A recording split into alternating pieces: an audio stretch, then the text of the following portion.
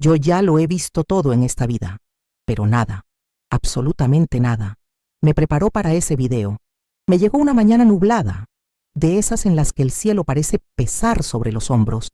Era un mensaje anónimo, sin nombre, sin contexto, sin firma, solo un enlace y una frase. Están volviendo a olvidarse de ella. Solo tú puedes cambiar eso. Confieso que casi lo ignoré. Recibo cosas así todos los días, pero había algo en esa frase, algo que me dio escalofríos. Abrí el video. La imagen era inestable, grabada con un celular oculto. Mostraba a una niña de unos 7 años, pequeña, delgada, con el cabello desordenado y una mochila sucia colgando de la espalda. Estaba parada frente a un portón enorme de hierro, uno de esos que protegen mansiones lujosas, con cámaras, cercas eléctricas y arbustos podados con precisión militar. Ella lloraba, no gritaba, no suplicaba, lloraba en silencio. Cuando sonó el intercomunicador, dijo con la voz temblorosa: «Por favor, déjenme entrar. Soy hija del dueño, yo vivo aquí». Un hombre apareció del otro lado, impecable, traje caro, cabello peinado con raya, lentes de sol de marca. Abrió el portón hasta la mitad y respondió con frialdad: «Esta es propiedad privada. Retírate de inmediato o llamaremos a la policía». La niña no se movió, solo miraba hacia adentro, como si esperara que alguien, cualquiera, la reconociera. Y entonces el portón se cerró, con brutalidad, en su cara. El video se cortó ahí, y me quedé con un nudo en la garganta. Volví el video. Pausé justo cuando la niña decía la frase. Amplié su rostro. Había algo en su mirada. No era mentira. No era fantasía. Era desesperación. Y una certeza instintiva me atravesó el pecho. Esa niña decía la verdad. Tomé mi libreta de notas y escribí solo una palabra: invisible. En todos mis años como investigadora aprendí algo. Los invisibles, esos que el mundo prefiere no ver, son justamente los que esconden los secretos más peligrosos y más reales. Se me helaron las manos. La niña no tenía nombre. La dirección de la casa era irreconocible en el video. No había metadatos en el archivo. Todo parecía cuidadosamente borrado. Pero había algo en el fondo, un detalle que no noté la primera vez. Una cámara de seguridad en un poste cerca de la calle. Si lograba rastrear el sistema de vigilancia de esa zona, tal vez podría localizar la casa y, con suerte, descubrir quién era aquella mujer del portón. Agarré mi chaqueta, mi portapapeles y un café doble, bien negro. Tenía trabajo que hacer. El rostro de esa niña no se me fue de la cabeza en todo el día. Pasé horas tratando de identificar la calle del video. Comparé postes, muros, rejas. Abrí imágenes satelitales. Entré en foros vecinales. Usé herramientas que me tomó años perfeccionar, hasta que finalmente encontré algo concreto. Una empresa de seguridad privada que prestaba servicio en una zona con características muy parecidas a las del video. Me comuniqué haciéndome pasar por una vecina preocupada por una supuesta actividad sospechosa en el barrio. Tuve que insistir, endurecer la voz, inventar algunas mentiras bien construidas, pero al final conseguí lo que quería: acceso parcial a las grabaciones de vigilancia de esa tarde. Y ahí estaba ella, la niña, sola, caminando por la vereda de adoquines, arrastrando los pies, mirando al frente con esa mirada perdida. Pausé el video, hice zoom en la imagen, y entonces lo vi, el número de la casa, 471. Era todo lo que necesitaba. Ese mismo día, fui hasta el lugar, una calle tranquila, rodeada de casonas con muros altos, y un silencio que dolía en los oídos. Aplaudí frente al portón. Nadie respondió, pero observé el interior. Había movimiento, gente adentro, y entonces lo vi, al hombre del video, caminando por el pasillo interior como si nada hubiera pasado. Esperé unos minutos más. Al ver que no me atenderían, dejé una tarjeta en el portón. Junto a ella, una nota directa. Yo era investigadora privada y necesitaba hablar sobre un video que circulaba en redes. Un video que involucraba esa casa. Volví al auto, esperé. 5 minutos después, alguien tomó la tarjeta. 10 minutos después, mi celular profesional vibró con un mensaje anónimo, una sola frase. «No sabes con quién te estás metiendo, aléjate de esto». No respondí, pero por dentro ya lo sabía. La advertencia estaba hecha. Había algo podrido en esa casa, y ellos sabían que estaban siendo observados. Fui a la escuela pública más cercana. El edificio era sencillo, pero bien organizado. Me presenté como investigadora y pedí acceso al registro de niñas entre 6 y 8 años con antecedentes de abandono, ausencias frecuentes o cambio repentino de domicilio. Y fue ahí encontré el nombre. Camila, 7 años. La madre, Lorena Sandoval. El padre, ausente. Una de las profesoras, mujer de mediana edad, ojos cansados pero con ese brillo de justicia, me contó lo que sabía. Camila había dejado de asistir a clases de un día para el otro. Era una niña callada, muy inteligente. Ya sabía leer con fluidez. Nunca hablaba del padre. Y la madre apareció en la escuela una sola vez. La dirección del registro era antigua, pero la profesora recordaba a Lorena. Trabajaba como empleada doméstica, y todo indicaba que era en una de esas mansiones cercanas. En ese instante, se me heló la sangre. Volví a esa misma casa, pero esta vez la veía con otros ojos. Cada detalle de la fachada, los autos de lujo, el jardín perfectamente simétrico. Todo gritaba control, apariencia, prestigio, pero detrás de esa perfección había una grieta invisible, y su nombre era Camila. Junto a la mansión, noté una pequeña construcción en el fondo. Podía haber sido la antigua casa del cuidador, o un cuarto de servicio. Con el zoom de la cámara, vi una ventana clausurada con tablas de madera, un punto oscuro en ese escenario impecable, un lugar donde algo o alguien claramente había sido escondido. Volví a la computadora. Busqué el acta de nacimiento de la madre de la niña, y fue entonces cuando lo descubrí. Lorena Sandoval figuraba como desaparecida, oficialmente, desde hace 3 años. En ese momento, todo encajó. Esta historia no era solo sobre una niña rechazada, era sobre una mujer borrada, y sobre una verdad que alguien ahí dentro estaba desesperado por enterrar, literalmente. Pero antes de continuar, mi nombre es Isabela Duarte. Tengo 45 años. Me convertí en investigadora privada después de descubrir la traición de la persona que más amaba. Eso me destruyó, pero logré levantarme. Y desde entonces, dedico mi vida a investigar los casos que las autoridades prefieren ignorar. Aquí, en este canal, comparto fragmentos de las historias que cambiaron mi camino, historias que comienzan en el silencio y terminan con verdades que pocos se atreven a enfrentar. Si llegaste hasta aquí, si esta historia te tocó de alguna manera, si algo dentro de ti te dice que esta verdad debe salir a la luz, entonces suscríbete al canal. Activa la campanita para no perderte ningún detalle, porque lo que voy a descubrir a continuación puede cambiarlo todo. Y Camila, esa niña, ya no iba a ser ignorada. A la mañana siguiente, antes de que saliera el sol, ya estaba sentada en el asiento trasero de mi coche, estacionado discretamente a 2 cuadras de la mansión. La madrugada era fría, envuelta en un silencio denso, casi hostil, y algo dentro de mí gritaba que esto no era un caso cualquiera. La niña, el rechazo, la forma en que fue ignorada, la amenaza anónima que recibí. Era como si alguien llevara años intentando enterrar algo, o a alguien, y ahora, después de tanto tiempo encubriendo la podredumbre, empezaba a filtrarse por las grietas de la fachada. Encendí mi cafetera portátil, puse los binoculares sobre mi regazo y repasé mi libreta de anotaciones. Su nombre era Camila, 7 años. Decía ser hija del dueño de la mansión. La madre, Lorena Sandoval, figuraba como desaparecida desde hacía 3 años. 3 años de silencio, de borrado. Pero yo lo sabía. Cuando los registros oficiales no explican lo que pasó, es porque la verdad incomoda a alguien. Decidí empezar por la única pista concreta que tenía hasta el momento, la dirección antigua de la madre, registrada en los archivos de la escuela. Arranqué el coche y fui hasta el lugar. Era una villa modesta, casas sencillas, muros bajos y sogas con ropa cruzando los patios como cicatrices suspendidas.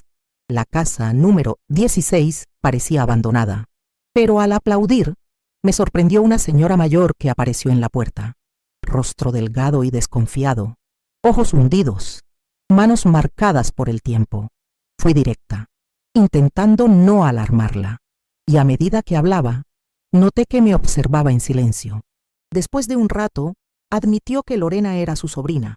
Contó que había desaparecido y que la policía nunca hizo nada.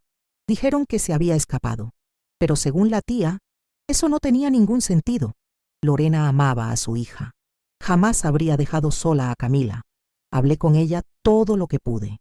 Le pregunté sobre el trabajo de su sobrina y me dijo que Lorena trabajaba en una casa grande, enorme. Decía que cualquier cosa era motivo de pelea, que la patrona era rígida, exigente, y sobre el patrón nunca hablaba. Ese silencio, viniendo de alguien que trabaja dentro de una casa, suele decir más que cualquier palabra. Seguí insistiendo. Quería saber si Lorena alguna vez había mostrado alguna señal de alerta, algún comportamiento extraño. Y entonces vino la confesión. Lorena le había dicho que tenía miedo, que había escuchado una conversación extraña y que creía estar en peligro. La tía le pidió que dejara el trabajo, pero al día siguiente, Lorena simplemente desapareció. Camila se quedó con la tía por un tiempo, pero poco después, alguien vino a buscarla. Dijeron que era lo mejor. Un hombre, identificado como abogado, aseguró que venía de parte de la familia paterna y presentó documentos. La señora confesó que no entendía mucho sobre eso y dejó que la niña se fuera. En ese momento, el estómago se me revolvió. Documentos, abogado, retiro de la menor, todo perfectamente orquestado. Registré mentalmente cada detalle. Si a Lorena la sacaron a la fuerza y a la hija la retiraron usando un documento posiblemente falso, esto no era un abandono, era una operación. Volví al coche e inicié una búsqueda profunda en bases de datos públicas. Revisé contratos laborales, demandas, casos civiles, escarbé en cada rincón y fue ahí, en un archivo olvidado, donde encontré su nombre, Lorena Sandoval, empleada de la familia del Castillo, el mismo apellido de la mansión. Cargo, asistente de limpieza. El contrato fue dado de baja en el mismo mes en que desapareció. ¿El motivo registrado?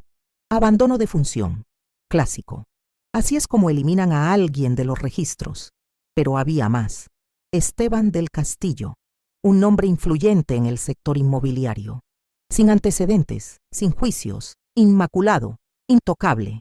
Pero al revisar los archivos de la Defensoría Pública, encontré una joya olvidada. Una denuncia presentada por Lorena 2 meses antes de desaparecer. En el documento ella relataba que había sido amenazada, que le advirtieron que estaba escuchando cosas que no debía y que los accidentes ocurren.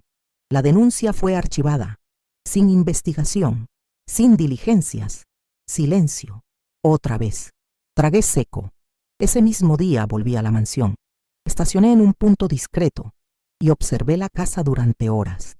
3 coches circulaban por el garaje. Uno me llamó la atención. Pertenecía al hijo de Esteban, Damián del Castillo, joven, abogado, siempre de traje, teléfono pegado al oído, rostro arrogante, postura fría, blindado. Esperé el momento oportuno.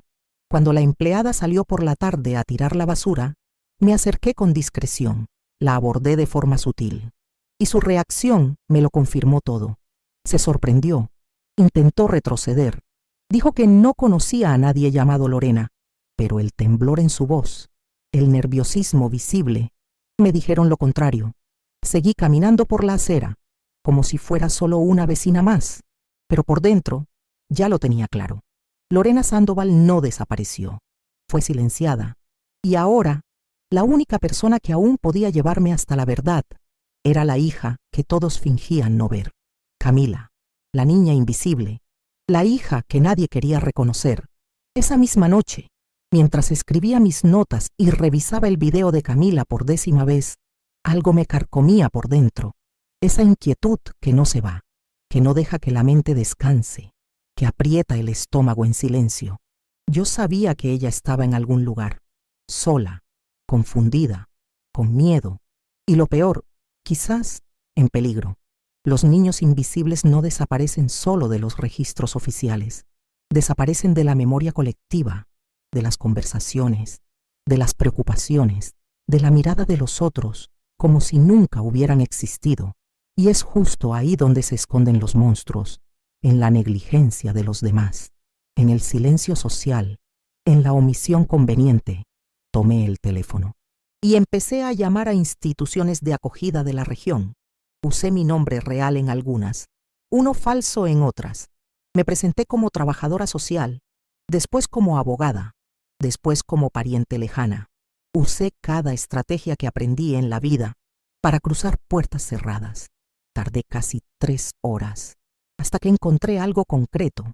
Una asistente de un albergue infantil me atendió con voz baja y desconfiada. Me dijo que una niña llamada Camila había llegado hacía pocos días, traída por la policía, después de ser encontrada llorando sola frente a una casa de alto nivel. Dijo que la niña hablaba poco, que solo repetía que esa era su casa, que había nacido allí. Nadie le creía. Estaba en shock, retráctil. Se quedaba en la esquina del cuarto, mirando la pared. Eso me golpeó como un puñetazo al estómago. Sentí la garganta cerrarse. Hice lo necesario para obtener una autorización temporal. Y al día siguiente, fui al albergue con la armadura emocional más fuerte que pude ponerme. Pero por dentro, yo ya estaba hecha pedazos. Me condujeron a una sala sencilla, con juguetes viejos apilados en un rincón, paredes pálidas y un vidrio separando el espacio de observación.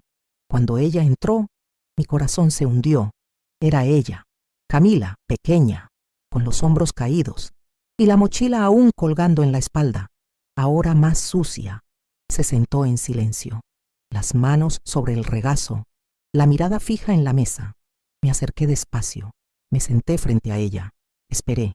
No dije nada, solo respiré, al mismo ritmo, hasta que levantó la mirada. Su voz era un hilo, casi no salió, pero en esa pregunta lo sentí todo, el miedo, la esperanza, la duda. Quería saber si yo había venido a buscarla, y fue ahí que le dije que aún no, pero que estaba allí porque había visto el video y porque le creía con todas mis fuerzas. Desvió la mirada, guardó silencio, pero su barbilla empezó a temblar. Dijo que nadie le creía, que decían que mentía, que se lo estaba inventando, pero ella recordaba el cuarto, el olor de las escaleras, la música que su mamá ponía cuando limpiaba la sala. Cada frase suya era una memoria viva, detalles reales, trauma legítimo. Ella había presenciado algo, y en medio de esa conversación, entre pausas largas y respiraciones compartidas, también habló del padre. Dijo que él nunca la llamaba hija, que su mamá le decía que se mantuviera lejos cuando él tenía el vaso en la mano. Era como ver un rompecabezas formarse, pieza por pieza, con las palabras de una niña herida, pero consciente, presente, atenta. Le pregunté por la madre, y entonces cerró los ojos. Su voz tembló. Contó que lo último que su mamá le dijo fue que no abriera la puerta, que si alguien tocaba, debía esconderse. Después de eso, su mamá salió y nunca volvió. Un escalofrío me recorrió la espalda. Ahí estaba un testimonio. No era invención, no era fantasía, era real. Esa niña había visto más de lo que debía, y Lorena intentó protegerla hasta el final, pero las silenciaron a las dos. Esa noche, al volver a casa, la certeza ya vivía dentro de mí. Lorena estaba muerta, y alguien dentro de esa mansión lo sabía, pero probarlo era otra historia. Decidí ir más a fondo. Volví a las grabaciones antiguas de las cámaras de seguridad del vecindario. Pedí ayuda a un excolega del centro de vigilancia, un tipo discreto, que me debía algunos favores y que aún confiaba en mí. Con algo de presión, me entregó copias de archivos de hace 3 años, justo del mes en que Lorena desapareció. Pasé horas revisando imágenes pixeladas, noches repetidas, una tras otra, hasta que lo encontré. Un sábado por la noche, alrededor de las 10:40, Lorena aparece saliendo por la parte trasera de la mansión, mochila en la espalda, acelerada. mirando a los lados, pero antes de que llegue al portón, un coche negro le bloquea el paso. Un hombre baja y entonces la grabación se corta. La cámara falla. 15 segundos. Cuando vuelve, el coche ya no está. Y Lorena no vuelve a aparecer jamás. Eso no era una falla técnica. Era manipulación. Y si tenían poder para borrar imágenes de una cámara pública, tenían poder para mucho más.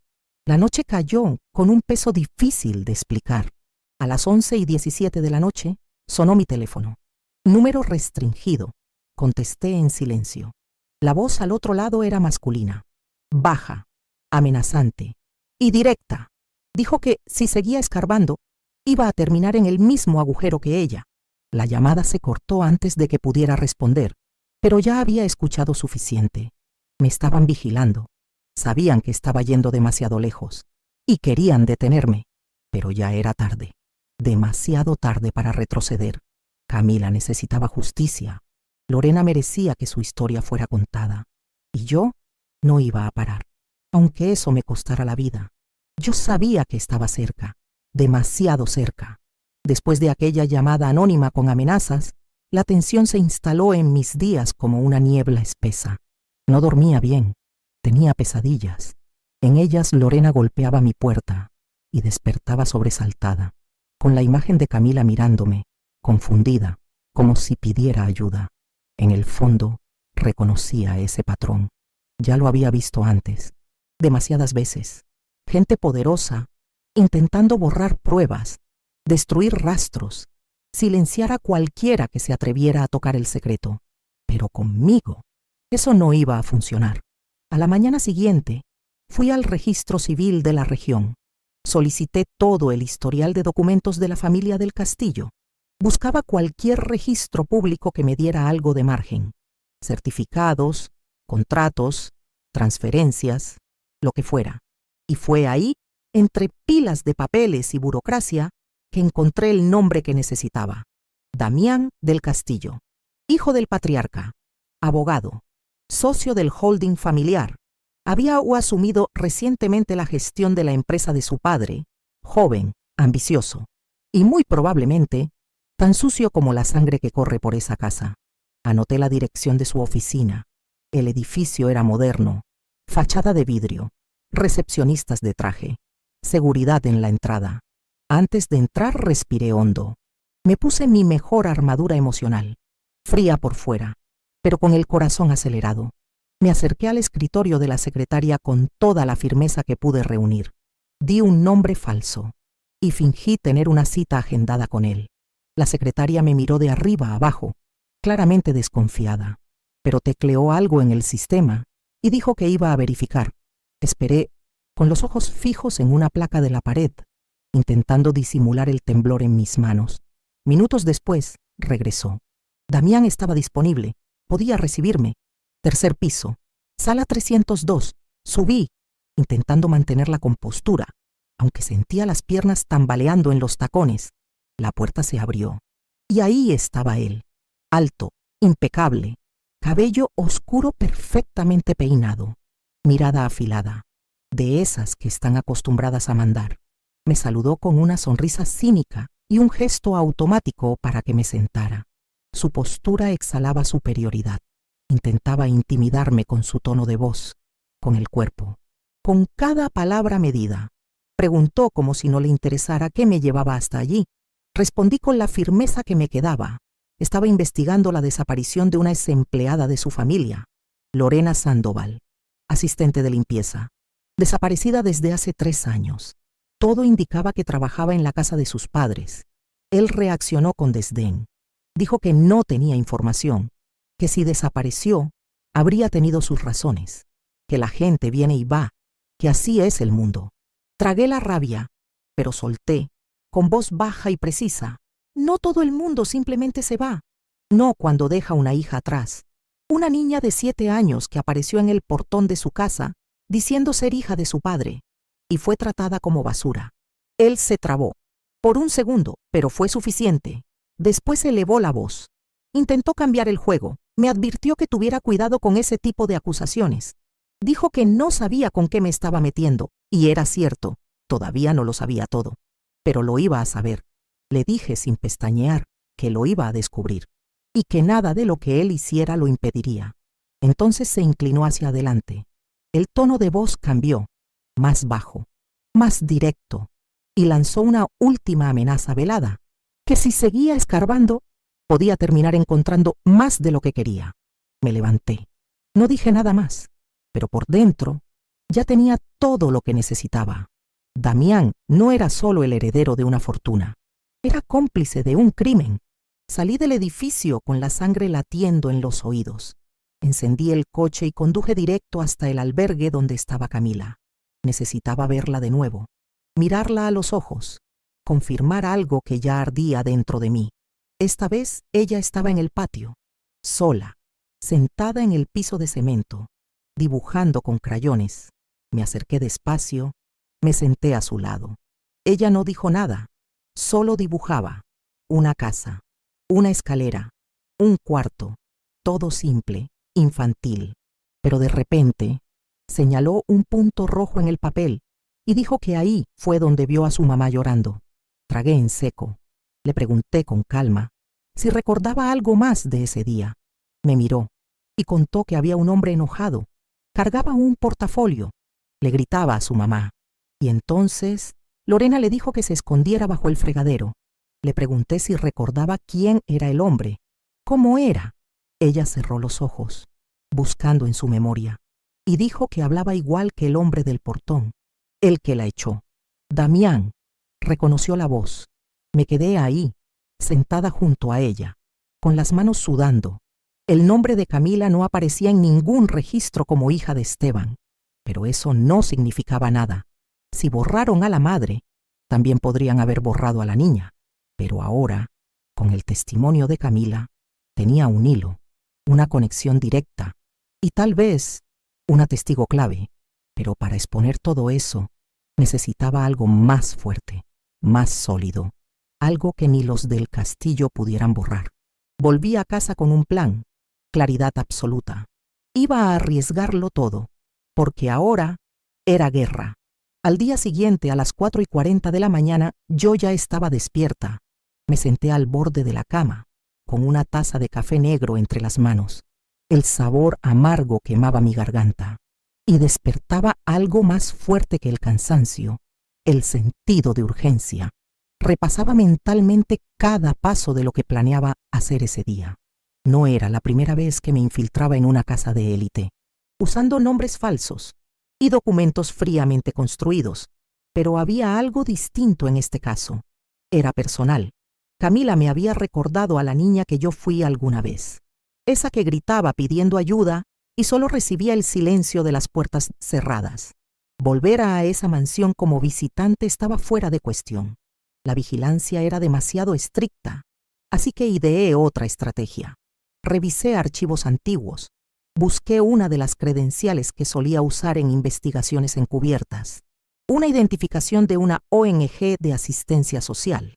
Actualicé la foto, imprimí un formulario falso de evaluación domiciliaria y adjunté un informe inventado, con sello del Tribunal de Menores. Organicé todo en una carpeta negra. Me vestí de forma discreta, maquillaje leve, cabello recogido, postura neutra. El tono de mi voz debía sonar institucional, confiable. Debía parecer alguien que representaba al sistema y no una amenaza. Llegué a la casa poco antes de las 9 de la mañana. Toqué el intercomunicador con firmeza. Esperé, con el corazón latiendo fuerte. Cada segundo pesaba como un minuto entero. Escuché la voz de una mujer por el altavoz, y tras un breve intercambio formal, los portones se abrieron. Entré con pasos contenidos. El jardín estaba meticulosamente podado. Había una fuente de piedra en el centro y un ala de servicio al fondo. Todo reflejaba ese lujo que solo quien vive rodeado de privilegios sabe exhibir con naturalidad. Me recibió una ama de llaves, alta, expresión fría, postura controlada.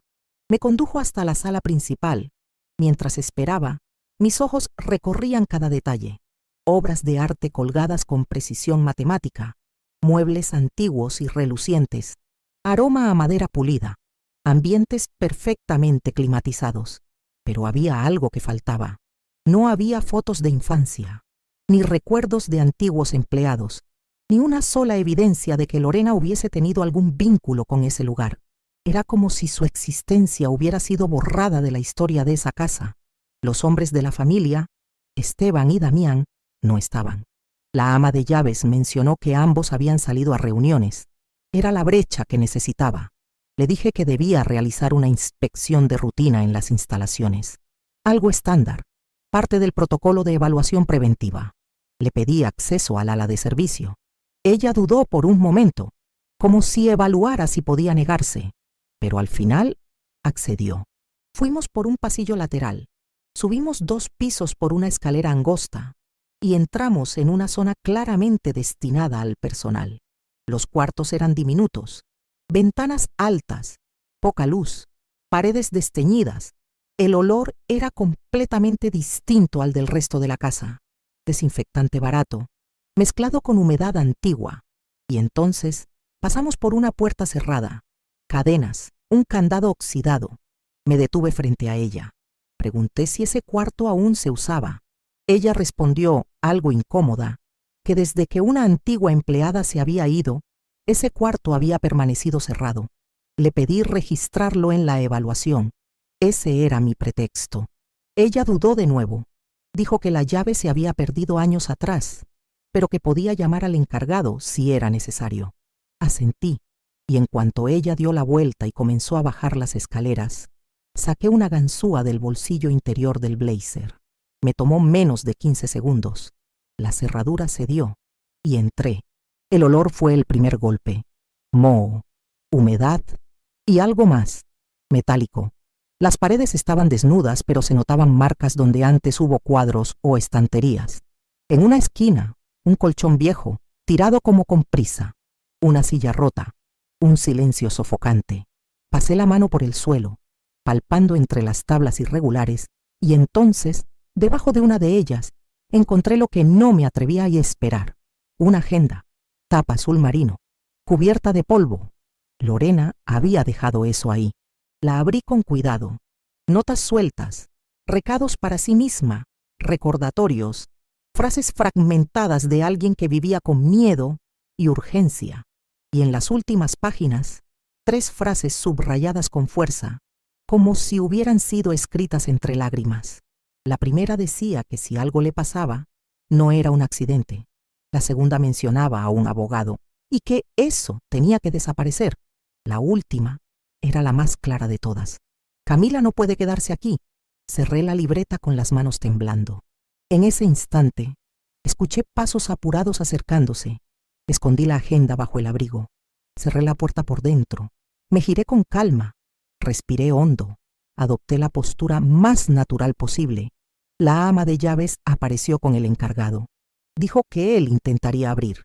Le respondí con una sonrisa institucional, afirmando que ya había recolectado lo que necesitaba. Sugerí que podíamos bajar. Salí de la mansión sintiendo una mirada en mi espalda. Tal vez era paranoia, tal vez intuición. El sol pegaba fuerte sobre el jardín, pero el peso de esa agenda escondida bajo mi ropa era más frío que el hielo. Desde ese momento ya no tenía dudas. Lorena fue silenciada. Camila está en peligro, y los del castillo harían lo que fuera para detenerme. Pero ahora yo tenía una prueba, y no iba a detenerme, ni por ellos, ni por nadie. Llegué a casa con las manos aún sudando. Cerré la puerta, aseguré todas las ventanas, y con el mayor cuidado, como si llevara un artefacto explosivo, saqué del abrigo la libreta que había conseguido. Me senté a la mesa de la cocina, tomé una linterna pequeña y empecé a revisar cada página una por una. Al principio, solo había anotaciones triviales, listas de compras, recordatorios domésticos, pequeños registros del día a día, pero en cierto punto, como si hubiera presentido que algo estaba por suceder, el tono cambió. Radicalmente. Las frases se volvieron cortas, secas, directas, cargadas de miedo. Era como si Lorena supiera que no le quedaba mucho tiempo. Una de las frases decía que no podía confiar en nadie dentro de la casa, ni en ella. mucho menos en él. Afirmaba que algo se estaba tramando, que escuchó al señor Esteban hablando con el abogado en altavoz y que hubo una frase que quedó grabada en su memoria: ella sabe demasiado. Después escribió que necesitaba esconder todo: la agenda, la pulsera de Camila, la copia de un examen. ¿Un examen? Me quedé helada. ¿Qué examen era ese? Seguí leyendo y entonces encontré algo que me congeló la sangre. Pegado con cinta adhesiva, había un pequeño papel doblado por la mitad. Las letras eran apuradas, casi ilegibles, pero el mensaje era claro. Detrás del invernadero, cavaron allí de noche. Dijeron que era una reforma, pero yo escuché. Alguien lloraba. Me levanté de un salto. Invernadero, parte trasera de la casa, llantos. Era demasiado para ser coincidencia. Estaban escondiendo algo allí, o a alguien. Tomé el teléfono. Llamé de inmediato a Rebeca, una amiga de muchos años. Trabaja en el Instituto de Peritaje Técnico. Ya me había ayudado en otros casos, siempre con discreción. Cuando respondió, intenté mantener el tono estable, pero ella notó la urgencia. Me preguntó si me estaba metiendo en algo grande otra vez, y le dije que sí. Esta vez era más grande, mucho más, y había una niña de por medio. Rebeca entendió. Me dijo que me encontraría a la mañana siguiente. Llevaría el equipo que yo necesitaba, un detector de cavidades subterráneas, pero fue clara. No podía estar involucrada directamente. Me orientaría, pero era bajo mi responsabilidad. Colgué. Guardé la libreta en una caja metálica y la escondí dentro de un panel falso detrás del armario de la cocina. Y entonces empecé mi búsqueda. Pasé la noche entera revisando imágenes antiguas de la mansión. Entré en foros de arquitectura. Consulté planos estructurales de casas con el mismo estilo. Necesitaba encontrar dónde estaba exactamente ese invernadero. A las 3:40 de la mañana, finalmente lo encontré. En una edición antigua de una revista de arquitectura local, la mansión de los del Castillo había sido destacada. En la última página había una vista aérea de la propiedad. Y ahí estaba, el invernadero, aislado, con una zona arbolada detrás. Pero en las fotos más recientes, tomadas por satélite, ya no aparecía. Desapareció. Lo borraron incluso del plano oficial. Pero yo sabía, si cavaron allí, la tierra guardaría los rastros. Al día siguiente me encontré con Rebeca en el punto acordado, un sector aislado, cerca del sendero lateral que conducía a la parte trasera de la mansión. Ella me entregó el equipo portátil y me explicó cómo funcionaba. Detectaría variaciones en el suelo. Si había algo enterrado, el aparato lo mostraría, pero yo debía ir sola. Le agradecí, tomé el maletín y me preparé. Esperé a que cayera la noche. Tomé el sendero que había mapeado semanas atrás. Salté la cerca eléctrica por un punto mal mantenido y avancé en silencio, con los pies hundiéndose en el pasto húmedo. Cuando llegué a lo que quedaba del viejo invernadero, el aire era más denso. El lugar estaba rodeado de árboles plantados con precisión. El suelo parecía removido recientemente. La vegetación era escasa, tierra suelta, como si alguien quisiera encubrir algo sin llamar la atención. Posicioné el equipo. La pantalla parpadeó. Una señal, luego otra y entonces una detección más fuerte. Una cavidad subterránea entre 90 y 120 centímetros de profundidad. Forma irregular. Masa orgánica. Podía ser cualquier cosa, pero en el fondo yo ya sabía lo que era. De repente, escuché un crujido detrás de mí, ramas quebrándose. Me giré en un segundo, linterna en mano, pero no había nadie. Nada visible, ningún movimiento, ninguna respiración, más allá de la mía. Pero lo sabía. Ya no estaba sola. Apagué el equipo de inmediato, guardé todo y salí con sigilo por el fondo. Cuando llegué al coche cerré todas las puertas. Respiré hondo. La pantalla aún mostraba los datos del escaneo.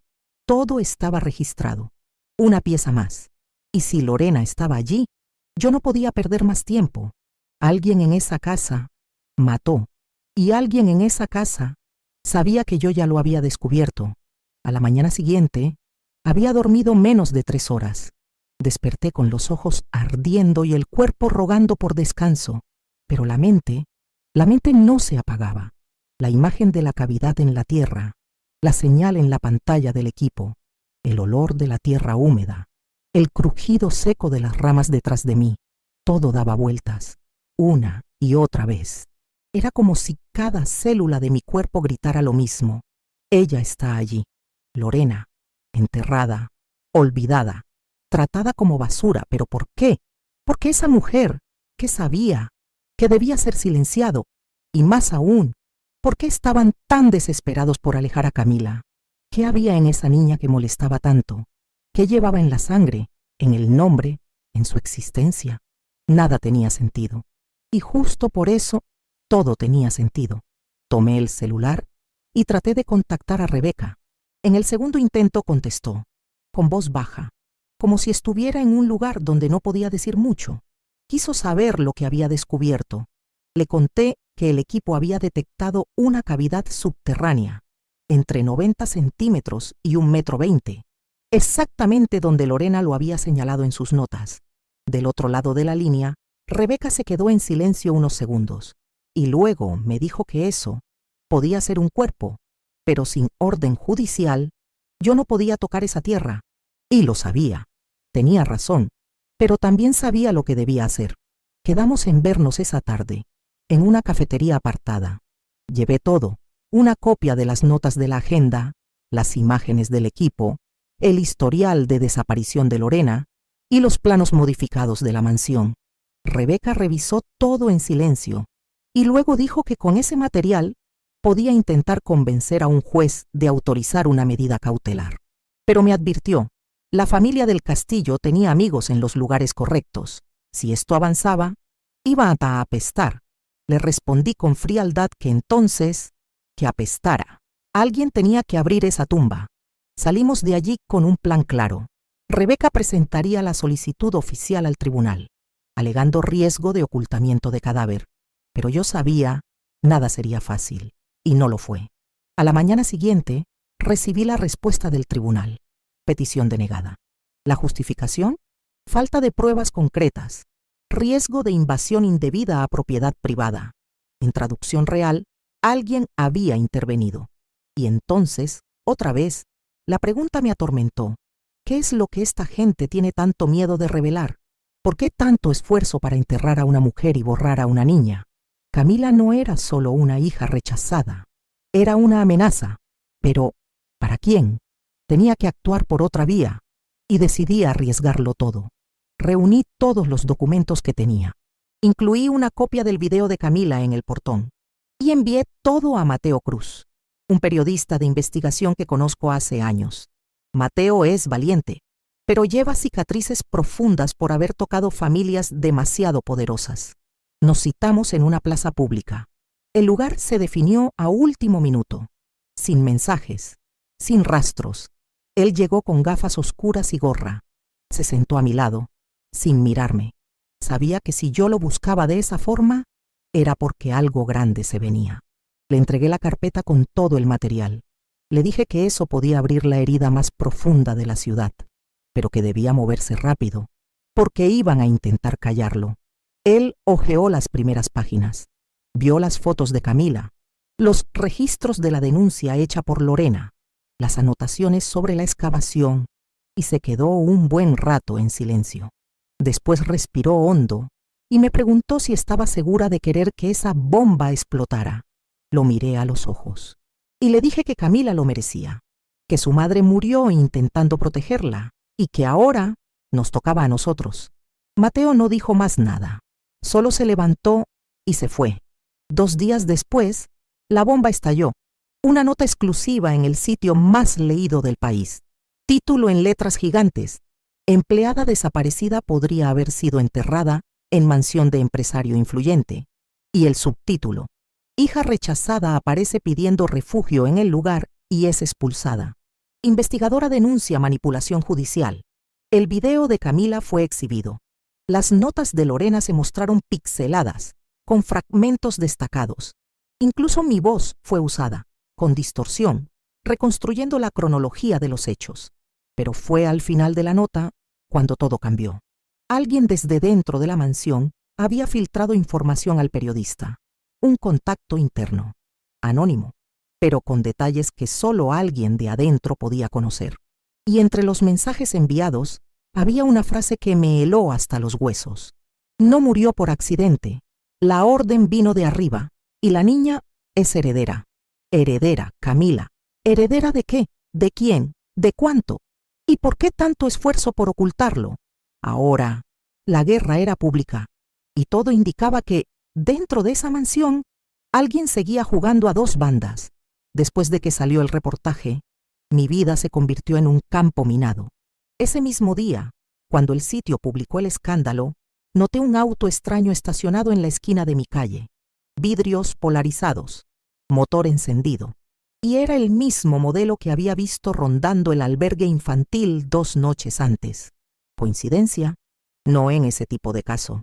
Saqué el celular, fotografié discretamente la placa y la envié a un contacto antiguo en la delegación de tránsito. 30 minutos después, recibí la respuesta. El vehículo había sido alquilado por una empresa fantasma, sin registros previos. Clásico, típico de quien quiere esconderse a plena vista. Y fue entonces cuando otra pregunta empezó a carcomerme por dentro. Si Camila era heredera. ¿Heredera de quién exactamente? ¿Y por qué, en lugar de protegerla, estaban intentando borrarla del mapa? ¿Qué tipo de legado cargaba esa niña, que valía más que la vida de su propia madre? Las respuestas no tardaron en aparecer. Esa misma noche, recibí un correo cifrado, sin asunto, sin remitente, sin firma. Dentro solo una frase. Tienes que escucharme, yo lo vi todo, hoy, a las 22 horas. Estacionamiento subterráneo del edificio Murano. Sin adjuntos, sin amenazas, sin pistas sobre quién lo había escrito. Pero fue la última frase la que me heló el cuerpo. No se cayó. La empujaron, Lorena. Entonces no era solo una desaparición, no era solo un cuerpo enterrado, era un asesinato. Fui al lugar indicado preparada. Llevaba un bastón eléctrico en el bolsillo y una minigrabadora escondida en la cintura. Estacioné 2 cuadras antes. Fui caminando, observando cada movimiento a mi alrededor. El estacionamiento subterráneo era frío, húmedo, mal iluminado. Las lámparas parpadeaban como si el tiempo se hubiera detenido allí.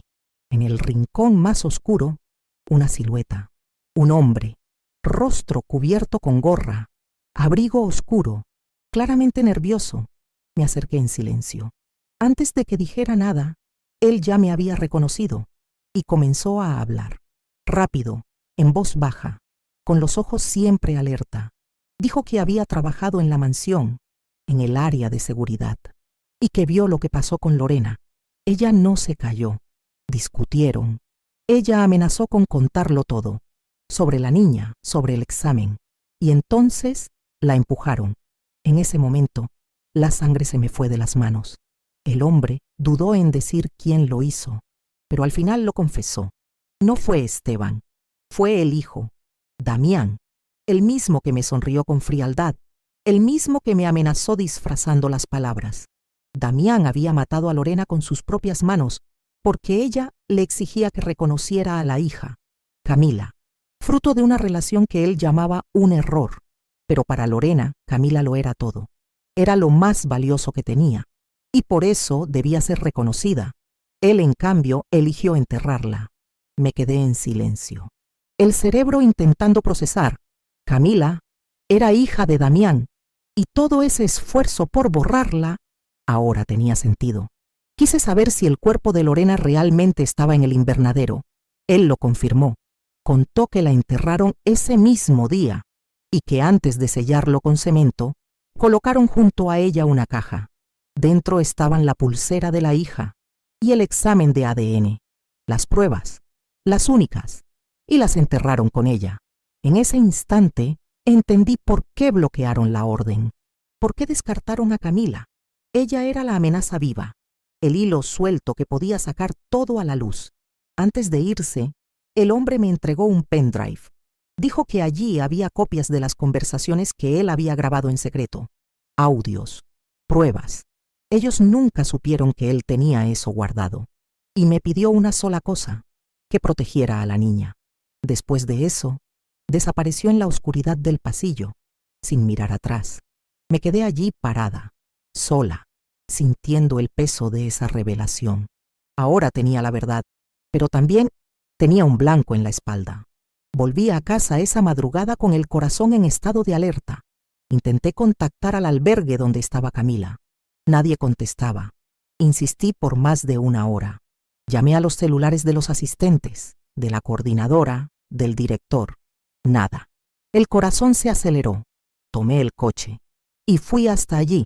Al llegar, encontré la puerta del albergue entreabierta, las luces apagadas, ningún niño en el patio, ningún sonido. Entré llamando a los empleados. Silencio. Fui hasta el cuarto de Camila. Vacío. La cama revuelta, la mochila en el suelo, un dibujo rasgado al lado de la ventana. Camila había desaparecido. Todo mi cuerpo entró en estado de alerta. Camila había desaparecido. Esa sensación, ese instinto que solo entiende quien ya perdió a alguien, me envolvió como una avalancha. Corrí por los pasillos del albergue, abrí puertas, encendí luces. La llamé hasta que mi voz se quebró. Nada.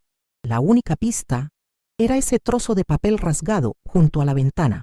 Era un dibujo, la mitad de un rostro, la mitad de una casa y una frase infantil escrita con lápiz rojo. Me dijeron que voy a conocer mi nuevo hogar. Esa frase me heló por dentro. Llamé a Rebeca de inmediato. Apenas contestó. Fui directa al grano, sin rodeos. Le dije que se habían llevado a Camila, que entraron al albergue, que no dejaron rastro, que nadie atendía y que la niña había desaparecido. Rebeca se asustó. Entendió en el acto. Eso era un secuestro. Dijo que iba a activar la central en ese mismo instante y que yo debía irme de allí, porque si descubrían que estaba involucrada, también iban a querer silenciarme. Pero yo no pensaba irme. Tenía que encontrarla. Accedí a las cámaras de seguridad del entorno. Una de ellas, apuntando hacia la calle trasera, mostraba un coche negro deteniéndose a las 2:17 de la madrugada. 2 hombres bajaban, encapuchados. Uno de ellos regresó cargando algo en brazos, envueltos en una manta. Era ella. La placa estaba borrosa, pero la silueta del vehículo, yo ya la había visto.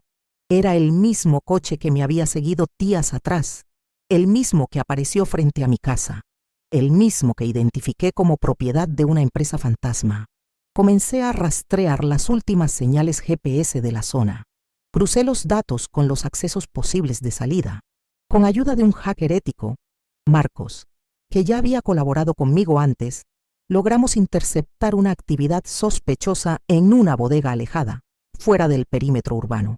Ahí, el celular de Camila había emitido señal por última vez antes de apagarse por completo. Mientras conducía a toda velocidad, una pregunta me taladraba la mente. ¿Por qué todo esto? ¿Por qué volver a secuestrar a una niña?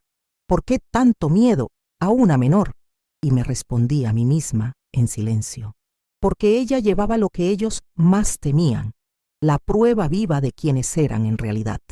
Rebeca me encontró en el punto de encuentro.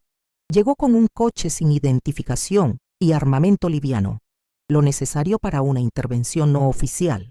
Sabíamos que técnicamente lo que íbamos a hacer era ilegal, pero esperar una orden judicial sería entregar a Camila a la muerte. Rebeca me miró con firmeza. Explicó el plan: entrar, rescatar y salir, sin actos heroicos. Me preguntó si confiaba en ella. Yo confié, pero me prometí algo. Si le pasaba algo a Camila, yo iba a destruir a cada uno de ellos. Nos acercamos a la bodega por un lateral.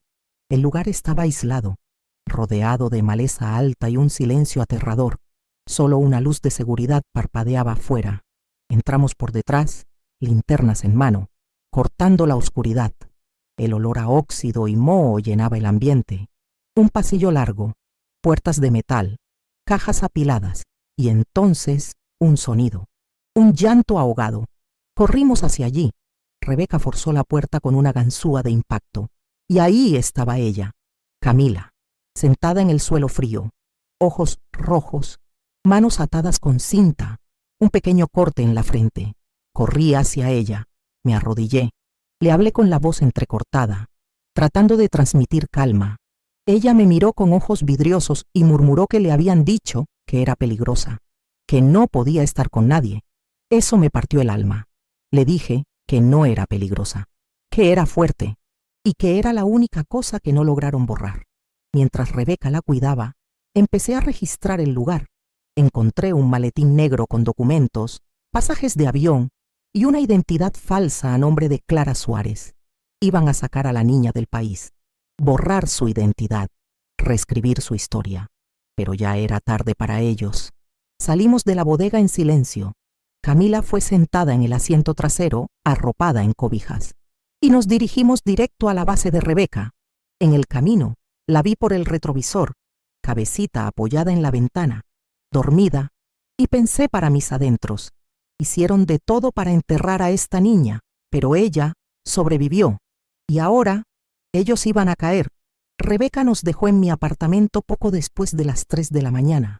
Cerré las puertas, bajé las cortinas y preparé un rincón seguro para que Camila durmiera. Ella se acurrucó en el sofá, con la manta hasta la nariz, y me agarró la mano con tanta fuerza que apenas podía moverme. Pasé la madrugada allí, sentada a su lado, en silencio. El sueño no vino, pero por primera vez sentí que, al fin, ella estaba protegida. Y cuando amaneció, fue como si el mundo allá afuera estuviera a punto de derrumbarse. Desperté con el celular vibrando sin parar. Mensajes, llamadas, correos. La noticia ya había explotado. Durante la madrugada, Mateo, el periodista, publicó un nuevo artículo, esta vez con los audios del pendrive que me entregó el guardia. La voz de Damián estaba allí, clara, fría. Decía: si ella abre la boca, va a terminar como la otra.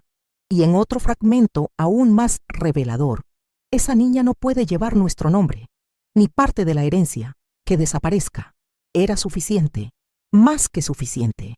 En la primera hora de la mañana, la Fiscalía Pública anunció la apertura de una investigación contra Esteban y Damián del Castillo por ocultamiento de cadáver, secuestro, falsificación de documentos y obstrucción a la justicia. Las imágenes de la mansión siendo rodeada por patrullas tomaron las redes. Helicópteros sobrevolando el barrio, periodistas acampados frente al portón. Todo el país observaba el colapso de esa familia intocable. Y yo estaba en el ojo del huracán. Fui convocada para declarar como testigo principal. Rebeca me acompañó todo el tiempo. Entregamos las imágenes del suelo, el equipo con la detección de la cavidad, la libreta de Lorena, los documentos del galpón, todo lo que habíamos conseguido. Durante la audiencia, el fiscal me miró con seriedad y preguntó: ¿usted tiene idea de lo que hizo? Respondí sin dudar: sí, salvé a una niña y revelé un asesinato. Él bajó la mirada y asintió con la cabeza. Luego comentó: a veces la justicia necesita de quien no tiene miedo de ensuciarse los zapatos. Esa frase se me quedó grabada.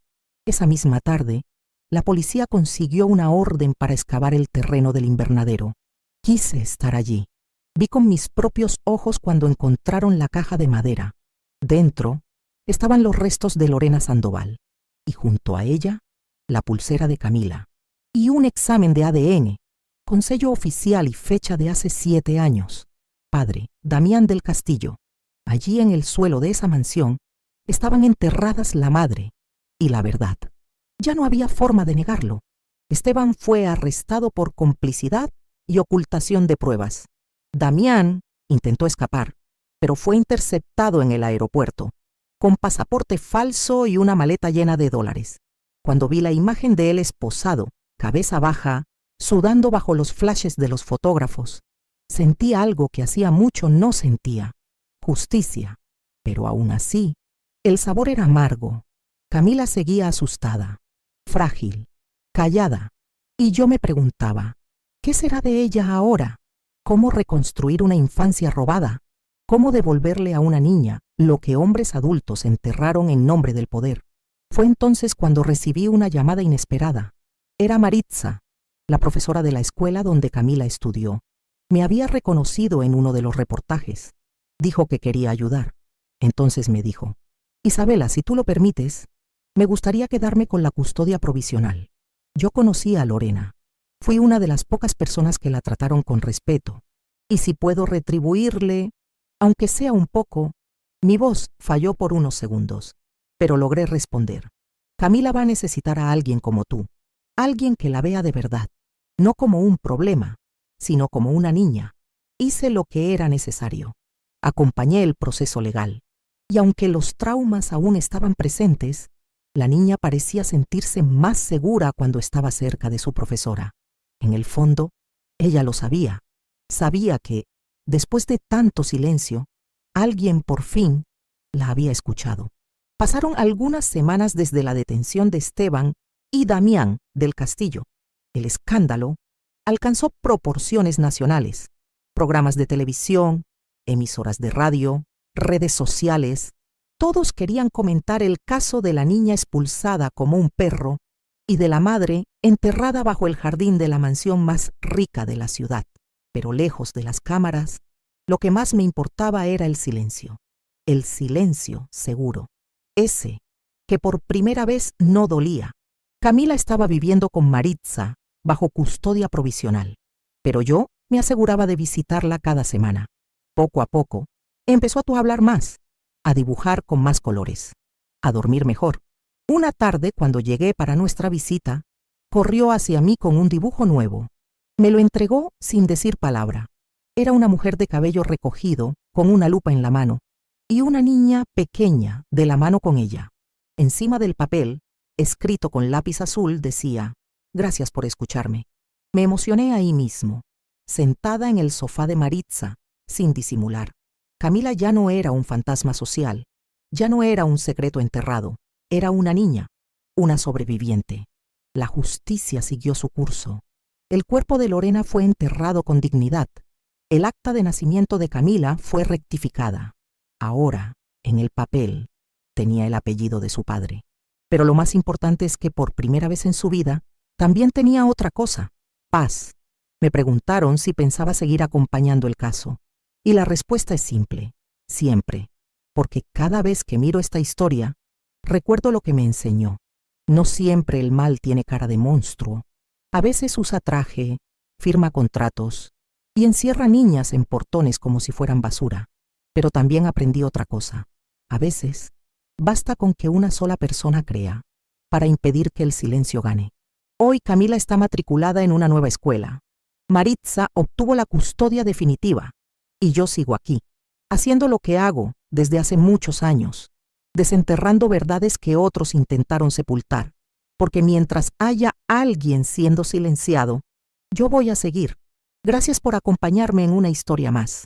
Si esto te tocó de alguna manera, si tú también crees que la justicia y la verdad todavía importan, entonces deja tu like, suscríbete al canal y comparte este caso con quien necesita saber que la verdad, por más enterrada que esté, siempre encuentra la manera de salir a la luz. Nos vemos en el próximo caso. Hasta entonces.